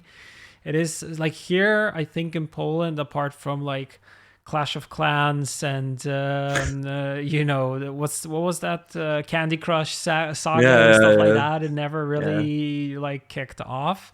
I remember the mobile games that I played. I think I played Clash of Clans because I remember my dad like got into that stuff and he was like, "Yo, Yeah. let's play," and kind of like, oh, it was okay, but I just didn't like the fact that I need to come back every day and kind of like do all these chores and stuff like that. I was like, yeah. And I jumped off of that. I remember I played a little bit of like this game, like there was this BMX game called Pump BMX, which I really like. Because you were kind of Oh like, yeah, yeah. if you were pumping and doing like specific things, the character Like was a doing physics tricks. style Yeah, it one, was right? pretty cool. Yeah. And then I played a little bit of card games on the phone and stuff like that. But then I just saw that it pretty much takes up your battery all the time, and you're like, what if I need to call someone or I need to, I don't know, do something for work and my battery's almost dying because I've been playing, I don't know. I Gwent too dabbled in much. Pokemon Go for, I think that was Same. I think we all did. I think that was I a think big phase everybody for a did, lot of yeah. us. Yeah, like when I was working at Yeah. PCube, like everyone in my office, like the moment it launched, like we were just like walking around, just like Pokemon Go trying, and then it died out within like 2 weeks. Yeah. Kind of thing. Yeah, and then I have some friends that still play, so I kind of from time to time go back to that. But pretty much, I feel like that the recent one was just Marvel Snap that I was playing all the time because Marvel Snap is kind of the card game thing to play now. I got that into that, and that's the one I'm kind of playing in between the proper card games, like I call them, that I'm playing. If it's like Magic, if it's Pokemon, if it's Dragon Ball, the card game, which I enjoy. Oh yeah, Dokkan Fighters or something, isn't it? No. It's actually it's kind of it's Zenkai Rising and stuff like that right now. Oh right. Yeah. So I really got into the card game through some friends who I used to work with. Like I had a friend that I used to work with. Turns out he started playing the card game, and I met up with him during the Christmas break, and I learned to play the game for the first time. So that's cool. I really got into it, and I already ordered some singles to because I have a pan deck. So I got some cool like cards for that deck. Yeah, Pan is also an awesome. Although I wasn't a big GT fan, I think she was. I was gonna say I was surprised Pan deck. We're going for a Pan. There is a Pan starter deck which is pretty good, and it's very easy to upgrade. So that's what I started. I want to talk more about like you've got me curious. Like what style of I don't know anything about the DBZ card game. Yeah. It's interesting. It's interesting. It's a different play style than what you're pretty much used to in terms of card games. Yeah. Speaking sort of still in the anime verse and the word verse, have you ever played that weeby like Hearthstone Shadowverse game? Have you ever played that? No. Tried that? Shadowverse actually was one of the one of the card games which I didn't really try at all, which was interesting. I think it was maybe due to the fact of the art style not really being appealing to me.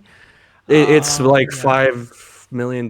Like I know Gwent can sometimes get harked on for having differing art styles based on the artists and stuff.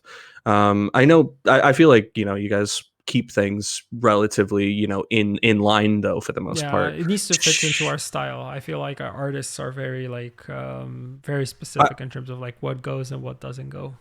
I tried Shadowverse. It was just like fucking all over the place, man. Like you had somebody just throwing that walk in the air and like just going all over. Like I don't know what it was.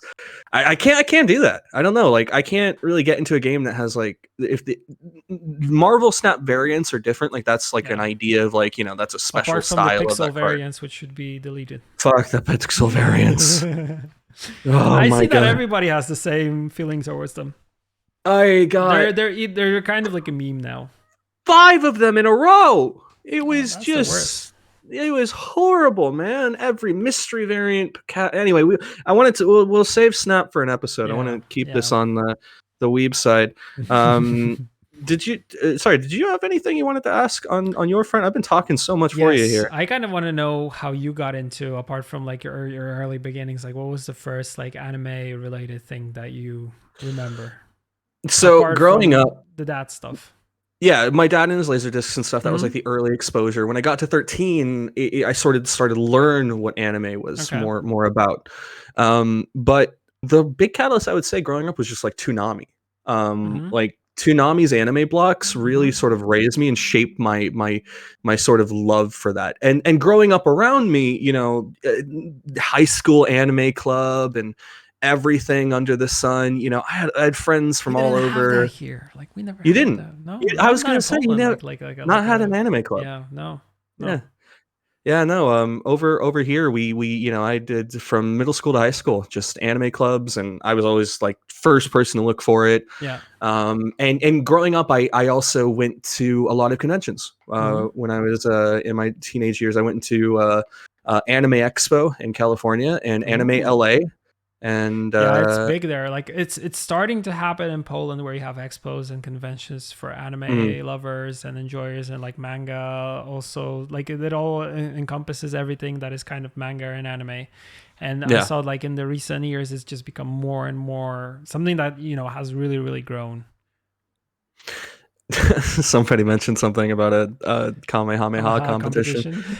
Yeah, I have to show you the clip. I'll send it to you after this. But there's a clip of me from when I was like 16 years old at I think it was called Makomi-Con Mm-hmm.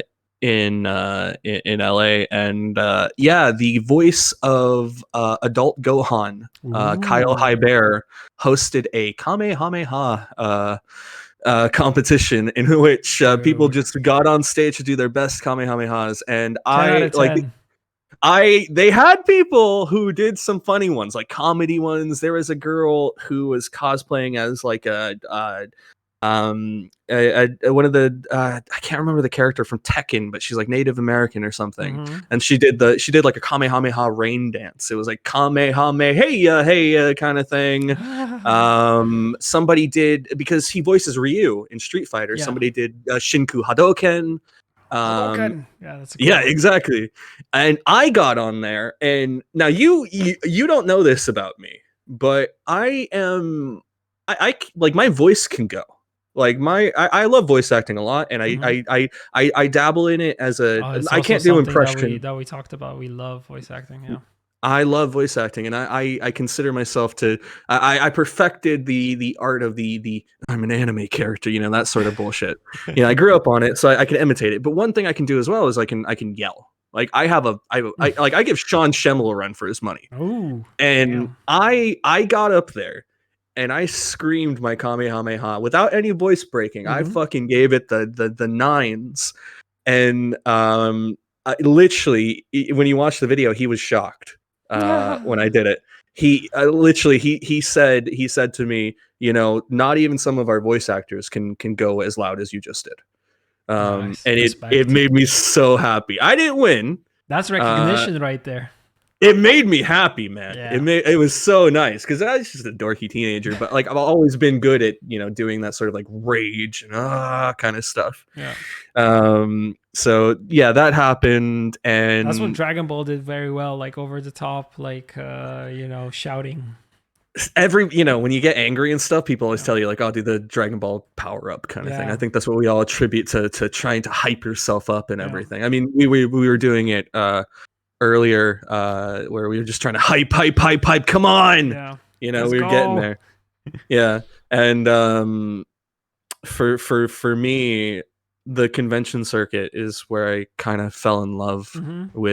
with anime, like coming back to full circle there. That's I, what I had with card games pretty much. Sorry to kind of interject. It's kind of like yeah, go ahead, go when I ahead. started going to like conventions or like just tournaments and stuff like that, where you have a lot of people who enjoy the same thing. I feel like it just rubs off, right?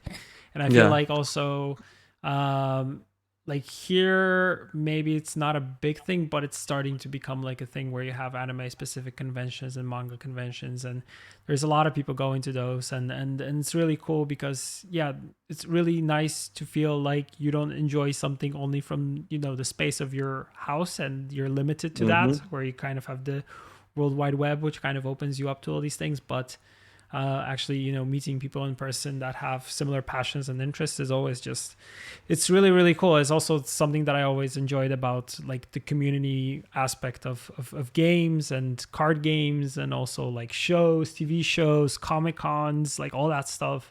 I feel like it's really cool for people to find like their, like a space The for them kinship. within that space, right? In the culture. Yeah. Yeah. Yeah. It's like streaming, I feel. Yeah. Like this is all a big just we're all chilling on a couch and One big just talking family. and having fun. Yeah. Yeah. And before Twitch ever, was around, that was conventions for me. Yeah. I did the whole nines when I was a kid. I did cosplaying, and I had a big group of friends. I literally, like, if we couldn't afford a hotel room, I slept in my friend's car with him, and we were at the convention. Like, it was the experience that you were going for, man. And from everything from like the nightclub nights that they did Yeah. to, the karaoke to all the panels and stuff, some of the fucking coolest times. And Yeah. that is when I fell in love with anime. Yeah. That is Yeah. when I really, really fell in love with the culture and everything sort of around being, weeby dork, like that was it. That's what I don't like about it, is like it's always had this like it's always seen by people and has this like negative terms of being weeb and stuff like that. And of course I feel like it's more of a thing to kind of being because sometimes anime is and then kind of Japanese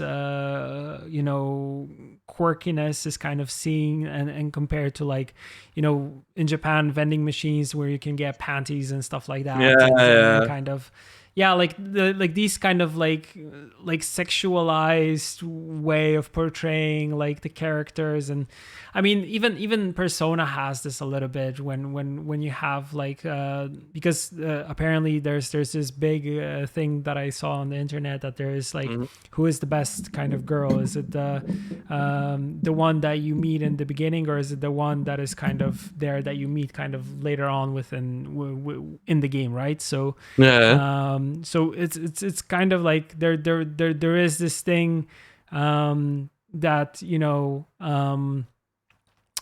sex is kind of portrayed in this kind of quirky, funny way that a lot of people from different cultures, like the Western culture, might not totally like understand, right?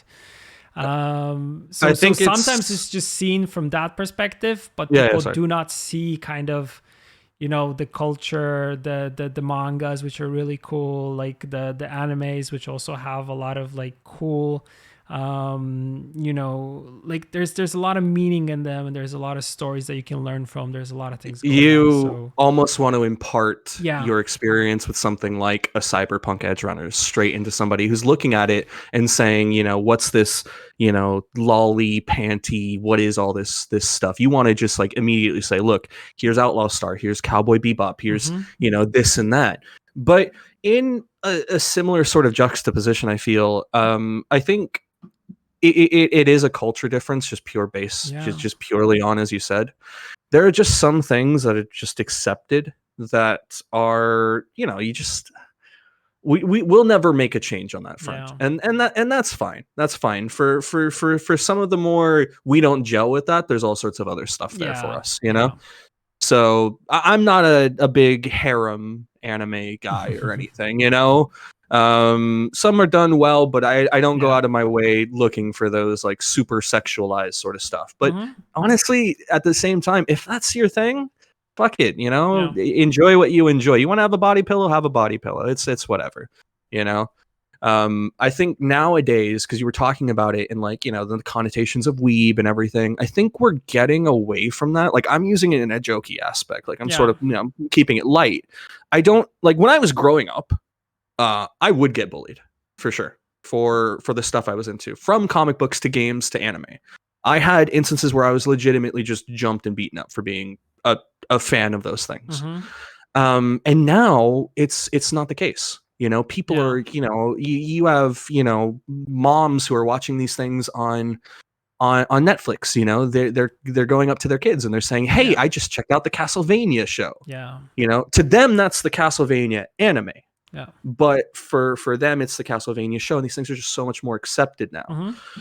So I think it's more people are definitely just finding their niche and where they fit into it, kind of thing. Like I said, I like my genres. I'm a big mecha guy. I love my robots. Yeah, we talked about that. We were both excited for Armored Core coming out from Software. Yes, right? yes, man. I love that trailer. I love everything about it. I'm gonna do a full Armored Core playthrough on my channel and stuff. Go through all the games. Like so chat's aware, I'm mecha is just giant robots, and I'm a big fan of giant robots. I literally have If I pull it over, I always take a chance You to got show these. into Gundams and stuff like that, building I got Gundams. into building Gundams and things. Sorry, the auto blurs, but yeah, I build model kits. It was my Nice. girlfriend who got me into a lot of them through a series called Super Robot Wars, which is a big crossover Yeah. series that is very dear to my heart. And I think to come full circle in what you were asking, sorry, is that getting into anime from when I was younger through the convention scene and stuff like that. I'm still getting into it. Like my answer is I'm not done. You know, I think This there's is just not my so much. final form. It's not my final form, man. Because I thought, you know, like, oh, I know anime. I'm into anime. You know, when I was like 19, I'm like, oh, I got this. I'm into it. But I'm not done. You know, I wasn't a mecha fan until I was, you know, just a couple years ago. Yeah. You know, I mean, I knew about it in a passe sort of sense, but meeting my girlfriend loves robots, and through finding her passion about it, I literally was like, oh wow, there's a lot to love here. And I only got that appreciation through meeting someone and knowing about that and finding out about that. So yeah, I'm still getting into anime, man. Like Nice. I'm probably gonna find my phase where I'm gonna get into historical anime or whatever it is. And I'm gonna give you all the recommendations in the world, brother. Here we go. Hell yeah, I got stuff, man, and it'll be I will catch up on that, and we'll do episodes again where we've watched anime and we talk about that. But I think we don't really ever stop getting into the stuff that we enjoy, you know, from comics to anime and all that stuff. I think it never ends. And someone very well kind of pointed out in chat that slowly our generation, like of anime loving nerds, are now becoming parents. So we're kind of taking that and putting it on the kids. So it's really cool to see that there is this shift. I remember that, yeah, maybe in the times where we were kind of growing up and when I was growing up in Poland, it was something which was kind of weird. And it was also something that you mentioned that you would be kind of made fun of because you enjoy anime. I think it's now going the other way where it's kind of becoming part of like, I feel just accessibility is one of the things that it's more accessible. More people are, you know, seeing things and trying to understand and trying to become part of this whole thing. And that is kind of causing for, you know, brains of people to kind of open up to different things and different, you know, things that other people might be enjoying and liking. Like you don't need to like it, but you need to somehow understand and tolerate it in some way and accept it, right? And that's also very, very hard to do with you know, with our recent culture, which is all about, you know, canceling stuff and and saying that, you know, this is the right way to do things and this is not the right way to do things, right? But we are coming around on that front when it comes to a fandom sense, like we're talking, man. Like I'm happy with the idea that, you know, I wouldn't I shouldn't, at least I can't imagine nowadays that I'll be raising a kid that's going to get bullied for drawing. And like when I was younger, I drew a lot. I drew anime pictures and I would get bullied for that sort of thing. And now I did also get my fair share of praise, but I think nowadays, we're in a culture now where just geekdom is just a commonplace because like you said, the parent stuff. It's something that I'm happy the world is going towards, and we have a lot more improvements to make on that front. But you know, I never thought when I was a teenager that I would be able to talk to somebody from a video game company about, you know, what weeby stuff they like, you know, what anime stuff they like, and to be able to do that right now, with you is definitely like it's a highlight for me. And you know, I'm excited for, you know, where all this stuff's going to go with what we're talking about, but you know, like when I'm 80, man, I hope we'll have plenty of episodes on our belt and stuff, and we'll be able to say, man, we talked about some cool stuff. But no, we're still gonna be doing it when we're 80. Nah, dude, we're gonna be doing it as old men. We'll be going super old. But what I'm trying to say is there. Oh my god, you remember Gwent? I remember Gwent. And oh god, remember Marvel Snap? No, I can't believe that CDPR bought out Second Dinner and they made Gwent Snap. Oh, what a weird year that was. And then Disney bought us and made Snap Gwent Lorcana. Oh my god, that's not happening. I need to don't post on Reddit about that. I will completely say that. But no, yeah, just legitimately, man, like the full circle, us accepting culture of like pop culture and Yeah. geeky stuff allows us to do stuff like this and But and it's, have you the know, fun. it's something that is sought after, kind of. I see, like, even back in the day we used to read comic books and be into books, you were the nerd. But now, like, comic books and Marvel have become, they've made it to Hmm. mainstream media. And I think whenever something makes it to mainstream, it kind of solidifies itself as being something which is, valid and validated by others. So it just sticks, right? I had a culture shock with that kind of thing because like Mm. I did grow up on comics and stuff, and then like to be at a movie theater watching like early Marvel stuff, and you see like full families of four like going like, oh, Iron Man could totally beat Thor, and like going into like a debate we would do when we were kids, Yeah. Yeah. but like with their kid, it was such a like a shock, and that's Mm. the cool I don't stuff think about. Iron Man could beat Thor, though. Oh God, no, Yeah. absolutely not. No But a freaking way. human versus a god, I mean, come on. I mean, you could bring in certain armor and stuff, sure. Like Yeah. he's got like the god armor or whatever it is. I Yeah. can't think off the top of my head, but I mean, let's be real. Like on a pure base standard, Yeah. um, although it depends what cards you get in Iron Man's lane. If you multiply the power, he might. No, it's still Iron Man as a card for me is one of those cards that never, like, gave me, like, when I was I playing it use it. as a base card, it was okay, but later on I was like, yeah, yeah, I use it sometime. yeah. Um, did you have anything else on I the was on gonna the? ask you, what's your favorite, like, anime, your top anime? Oh, I know it's that hard to pick a favorite. that fluctuates over the years, Yeah. like that's gone all over. But I want to give you an interesting answer, because you won't have like my frame of reference for mine. Okay, I have one that is. I'll give you sort of like a double answer. One that's like just something that's stuck with me from over my years Mm-hmm. is one that my old man had that I got a chance to watch, and it was called Sorceress Stabber Orphan, which Okay. is a fantasy anime Okay. and manga series. Started off as a series of light novels. Mm-hmm. Matsujishi Orphan. It's basically it's not very Japanese in tone.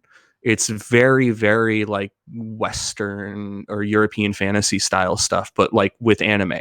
Mm-hmm. There is a girl who gets a girl from a magic school who gets turned into a dragon, Oh. and the main character, his name is Krylanslow, and he's Mm-hmm. at the same magic school that they go to together when he was young and Mm-hmm. everything, and she gets turned into this dragon, and the magic school is quick to push her away and try and kill her and not save her, and they were very close, so he renounces the magic school, renounces his name, and he becomes orphan, as it were, Mm-hmm. and he grows up and he learns magic under his own belt, and he tries to find a way to turn the character Damn. back, and it's a really, really cool fantasy story. Like that's like the basic condensed Mm-hmm. version, but it is actually very not super Japanese in tone. As I said, it's sort of like Dragon's Dogma is Mm-hmm. to the fantasy game kind of thing is like Japanese but made in that style. And I fell in love with it when I was a kid, and it's really stuck with me. Like the animation, the main character is so cool. He's like a sort of smarmy badass. Like Mm-hmm. I like characters in anime that are overpowered and they know it, kind of thing. Like I love when it's not so much in a Vegeta pride angle, Yeah. but just like if somebody thinks they're hot shit and they can back it up. Like that, Okay. that's what Okay. that's what get Okay. I fuck with that for sure. Like that's me. And I that's my favorite of all Mm-hmm. time. But if we're gonna talk into something that might actually be more well known or anything, and I can give if people don't want to go into an old late 90s anime kind of thing, which you still should check out Orphan if you get the chance. But Okay. if I can point you guys in any direction, um I would actually have to say that through finding out about mechas and stuff like that of a popular nature that I can suggest is Gundam 00, which Mm-hmm. is in one of the older Gundams that is just super super cool. The villains are actually the heroes in a weird way. The characters, they all have giant robots called Gundams, and in this world, regular robots are just grunts. Gundams, people don't know what Gundams are per se. So these guys all have all these Gundams that are like super OP robots. And what do you do with super OP robots? What does this group of people decide to do? Make them fight. They decide to basically stop all war. Oh wow. They say they don't care what side you're on, no matter what, we're going to intervene and we're going to put a stop to it. So they make their presence known, and they're OP. Like these Gundams, in comparison to regular grunt robos, man, they can't hold a candle. So they're coming into major battles, and it doesn't matter what side, they're wiping them all out, and they're saying, we're going to stop it. Peacekeepers. Yeah. And it's sort of like, it's a weird thing because on the base front, these people are, it's violence to violence. There's no real, they're not the heroes here, but they're trying to paint, they think themselves the heroes. And when you have the nations of the world sort of joining up to say, it's kind of funny because it's like they're trying to wage war, they're getting stopped, and so they're joining up to stop war. It's just an endless cycle of violence, and there's a lot of political commentary there. That's really good because it showcases what's happening in the world, right? And they take on a lot of real world like symbolism. The main character is Kurdish, and he comes from like a war-torn country. And there's like so many different, like a lot of the main characters have been just absolutely rivaled by war, and there's like arguments for and against. And it's wild how it comes to affect people in this anime. So if you wanted something that it'll tug on your heartstrings, it'll make you think a lot about like the politics of war and, the gray areas of good and evil, while still giving you pretty cool action and that sort of anime flair, Gundam 00, I would say, is my favorite of like something somebody would know. Like I gotta tell you, man, I want you to watch that. That right there. I want you to watch Gundam 00, and I want to hear what you think of it. Where can I watch it? That's always the problem. Like accessibility is like where. You know what? I will buy you a box set. I'll buy you a box set. I will send you a box set. Damn. And you watch it, and at some point we will catch up on that. We'll do an anime redux. Yeah? I'm down. My man. My man. That sounds good. Yeah, thank you for letting me talk about the just that I like talking about my favorites a lot. Like there's a lot of stuff. What about games? Because that's something that I want to know. JRPG. Oh man, that is a rough one. Japanese game would be Castlevania Aria of Sorrow. Oh, okay. That was a Game Boy Advance Castlevania that I loved to bits. And like I said, I just love the series. But like a traditional turn-based JRPG, oh man, that is not even turn-based. Let's just go Japanese role-playing game. It is hard. I played stuff like Dark Cloud and Chrono Trigger and stuff like that when I was younger. There was can I say super? I part of me genuinely wants to say Mario and Luigi Superstar Saga, which is actually a genuinely good RPG in the Mario world. Like Mario has banger RPGs, and I don't think people talk about Paper Mario. Yeah, Paper Mario. It's one of the better ones. Super Mario RPG on the SNES was super dope. I know it's random, but legit. Like I fuck with those games a lot, man. Yeah. They're great. I guess of all time, I'd probably have to say, I'm gonna choose one I haven't finished, which is gonna sound really. Nothing wrong with that. We don't judge here. Drakengard 3 is a game. Okay. That is. Do you know who Yoko Taro is? Yes.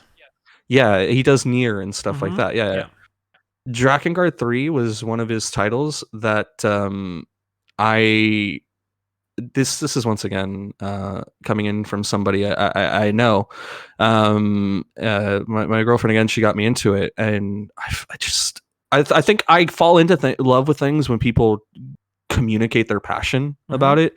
You know, The Witcher I fell in love with because I had so many people in chat telling me all these lore things, and I really gravitated towards this game and its writing and its world, and it's like it's really like the main character is a chick who's like just so fucking like if you wrote this person as a dude, like I don't think it'd work as well, but she's like a really in your face fucking style chick. Okay. Like she's like cursing a lot of her sentences, she's kicking ass, she's kicking down doors, she doesn't take any names. We talked about the sort of Japanese and the sexualization and stuff like that. For her, sex is like a freedom kind of thing, and she owns it. You know, like she's got these male retainers So to her that's name. kind of like a more open-minded approach to it, right? It's kind of like breaking all the like stereotypes and going the other way. Exactly. Yeah. And she's such a cool fucking character for it. She's got so many other layers. I love that. Yeah, and I just think she's cool. Like and literally, yeah, like she owns it. She doesn't give a shit. She's like, "Oh, I like you. Let's go," kind of thing. Like let's go at it, you know. Or she'll tell someone if they're a piece of shit. She doesn't mind. She'll get like completely blunt with someone. She and it's an action game, man. She's like nice. She's like throwing the swords around. She's got multiple weapons. It's so damn cool, man. I could. There was a question why you did not mention Yakuza, because I feel like Yakuza is something that is a great series of games, and it's something that has now made its name within the let's say the global you know the global how to call it world. I don't know, you know, it's become popular super. Yeah. For the longest time it was a really niche series, and then I think it was Yakuza 0, the remake of that one, the game in the series, sorry. The only reason I didn't mention it is because I didn't really like. I'm still playing through 0. I'm not super well versed in it, but you know what I have played is a ridiculously quirky, charming, fun action game with the layers that I have seen are fucking really good. Like the story beats are great. I know a lot of people who are like on that like Witcher level of passion about the Yakuza series. Yeah. Have you ever played them? No, actually, just no. I had friends who recommended it, but I haven't played it yet. Bro, they are. Dude, if I played all the games that people recommended to me, I would not have any other life. I would just be playing games, because working in the industry and working with gamers is like you get a recommendation of a game every single day. I can imagine. Yeah. And that's what happened with Persona, actually. I pretty much got into it when I was talking to my colleagues before the Christmas break, and we were kind of like the week before the Christmas break is kind of one of those times where there isn't really a lot of work. People are just closing stuff off for the year and kind of looking into, you know, things that you want to do next year. A lot of people are taking days off and stuff like that. So I was like, okay, I want to get into a game through like this Christmas break and I want something big and something impactful. And one of my friends is like, did you ever play Persona? I'm like, no. Play Persona. I'm like, but I mean like, yeah, I remember when it came out in like 2017 or something, and a friend recommended it to me. I think it was also Rafa at the time. I was like, yeah, you have to play it. And I was like, no, man, I don't know. It's this anime stuff. I don't know if I'm really into that right now. And I was like, very like, And he was like, try it. It's there's a lot of stuff there. And I kind of felt bad that I didn't try it at the time, because I kind of got pushed away by the visuals of it, and that's kind of the wrong thing to kind of. You mentioned not being a fan of turn-based, so yeah, and also not being a fan of turn-based, and I think those kind of contributed to that. But now when I played it, like, I don't mind the turn-based combat, but what I really like is the story. I feel like there are some the cutscenes or the cinematics that are in there, they're done so well. There you can see there's a lot of, you know, passion in that. The dialogues are great. Mm-hmm. Choices and consequences within the game are incredible, and actually building these relationships with others is just amazing in the game. And I feel like I've only just like scratched like you just like 2 to 5% of what the game has to offer, because there's There's a lot so in on much that. going on there. There's like so much going on there. Yeah. I think, we draw parallels, we're talking about RPGs, all these stuff, there's so much of what you just said that you can attribute to things like The Witcher, for example. Yeah. Yeah. Yeah. All these wonderful dialogue choices and branching Yeah. paths and Yeah. great story. I think there's a lot of games like that are at its core, that some people might write off because of visuals alone.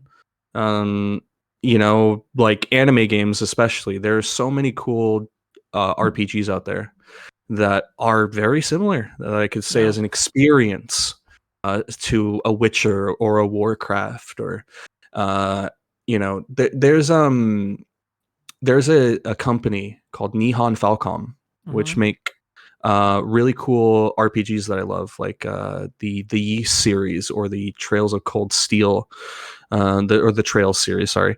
And the reason I talk about them is I want to highlight what they do with their story. Is every single NPC that you meet in that game, from the whole fucking 60-hour campaign, has an overarching story and a different line of I dialogue love that. in every single instance. I Like, love that, because that's the problem in a lot of games. Like the NPCs, they just feel like they're just fluff that is put there, and they're all pretty much cut from the same cloth and talk the same way and do the same yep, stuff. And you kind of like you don't really care about them, and you feel like the world is just made up of the same clone that is everywhere. And that is yep, something that we always try to avoid, and we try to make the NPCs like that you care about them and that they're important characters. And there's a lot of like supporting characters which are built up in terms of like what drives them, what they love, what they like, and stuff like that. And all that, is kind of like a whole thing to it. So it's something that I totally enjoy. yeah. It's the coolest thing in the world when you get a game that somebody's like ridiculously like gone into it with its story elements.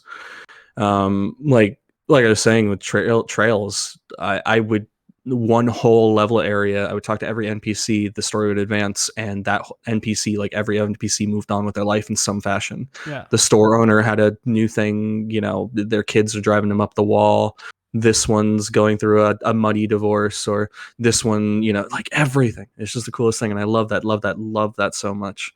That's really cool. So That's really cool.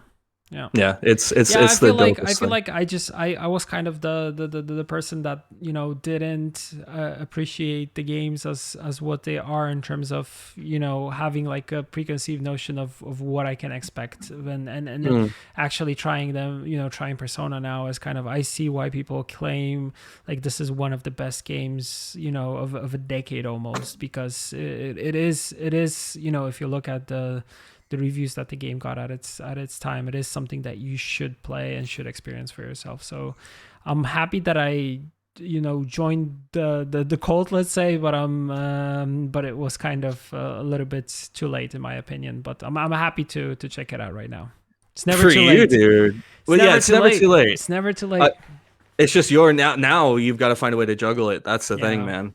Like, in a way, I don't envy you, because holy crap, man, you've got so much on your plate working for CDPR, Yeah. and then it's like everyone's probably hitting you with, like, I mean, I'm hitting you with, I want you to watch a whole mecha anime now at some point. It's fine, dude. That's it. I also have a lot of. I have like an enormous backlog of games. I have enormous backlog of TV shows and also like other shows, and I'm currently like, and I know I have it, but I have like time like right now where I'm pretty much going back to watching Dragon Ball Z again. And it's like Yeah, yeah, you yeah. have this backlog, but you go back to watching something. I also had recently the same thing with Batman the Animated Series. That is something that I go back to from time to time because I just love it.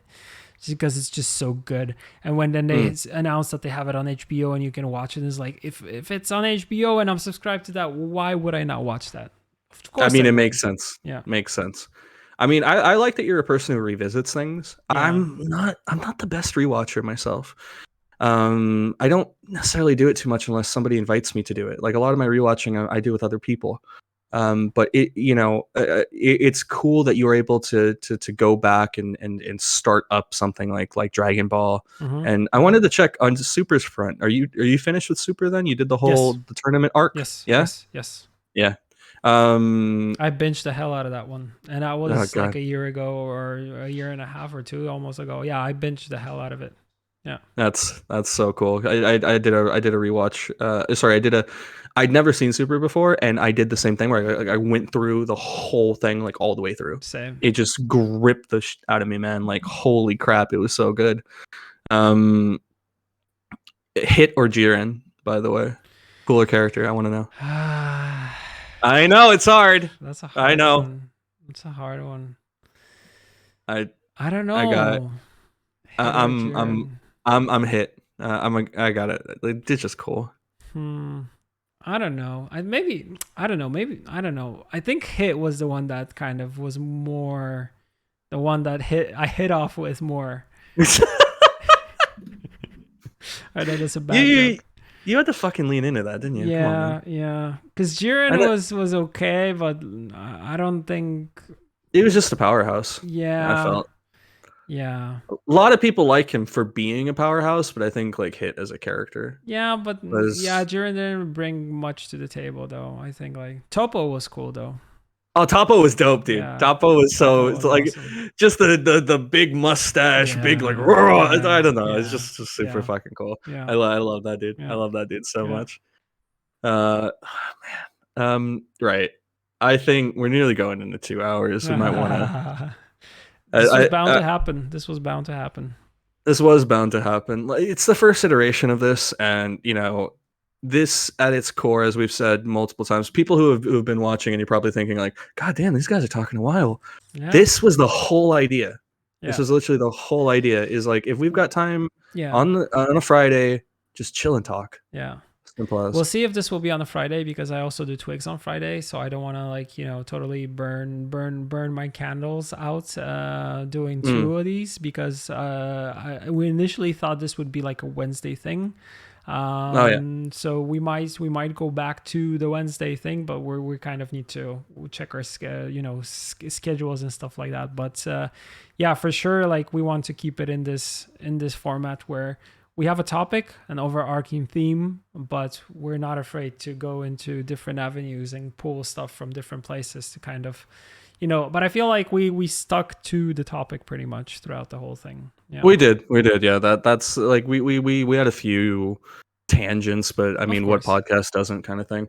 The main thing is that I got a chance to learn a little bit more about your experience within the JP side of. I feel like it's grown throughout the years, and it is something that I like being part of. So, and it's something that I'm enjoying and having fun with it. And I can also see like I just can't wait for my daughter to be a little bit older so she can like show her Dragon Ball, for example. Because I was gonna like say it's like you really want. I really want her to experience all this stuff, and then I've slowly been just seeing the things that I show her, apart from, the things that I enjoyed as a kid. It's kind of there is some anime there, and there is some JRPG games, because I also showed her like Animal Crossing very early and stuff like that. So it is kind of I am pulling from that. Do you think that, like, because you were like, oh, you want to wait for her to get a little bit older? How old is she She's right now? 8 Sorry. right now. Yeah. Okay. Yeah. So you want to wait a little bit longer till DBZ style, don't want her kamehamehaing somebody at school. Yeah, probably. I would wait a little bit, because I remember when I watched Dragon Ball for the first time, I was a lot older than she was. I think I was like 13 or something. So that was kind of the time. Yeah. I mean, like, obviously kids are I think a lot of people, I'm not saying that you do, but like kids are intelligent, simple as like I remember being pretty smart when I was younger. Smarter than we were at that time. Oh yeah. I don't know. Oh yeah. I think it's also the unlimited access to information that they have right now. Like we grew up that kind of without the internet. Me. Yeah, that kind of gets me. I'm like, I'm gonna raise my kid, and they're just gonna have so much of a wealth of knowledge, more so than I do, and I'm gonna get that. Like, have you had that moment where you get caught out by something she says, and you're like, I felt like I should have known that. Yeah, like you're in a completely different scape than I am right now. Yeah. Yeah.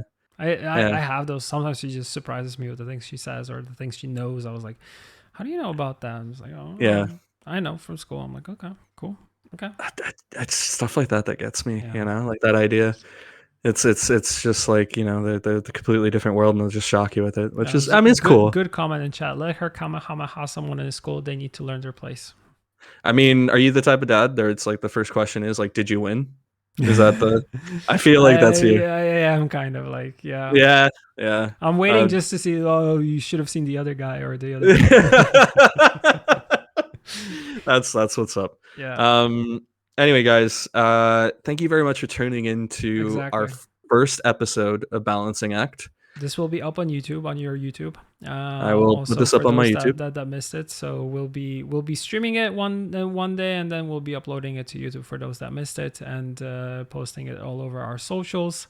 You can find us on Twitter. I kind of added this in the title, so I'm at Pawel Burza, and he is at Denpai.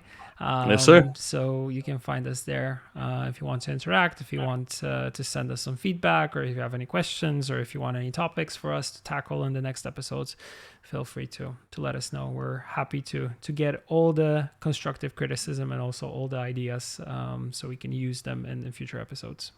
It's just the first start of everything here. So this is going to be future shaped from all of you guys, us as we feel it. As we've said, you know, we'll feel something in a week. We might want to just jump on a topic kind of thing. But like you said, check us out on social and check out the YouTube for if you want to re-listen to this, or if you want to send this to a friend. And I am excited for the next episode next week. And I mean, I can't say much more than, man, I had a fucking blast doing this. Same. 2 hours flew by like this. That's what I mean, is literally just being able to chat with you. Like I say this to chat. I don't know how much you guys get this feeling, but if you've ever met that person where you can just like have a beer with and talk the damn world of, that's how I feel about PB, man.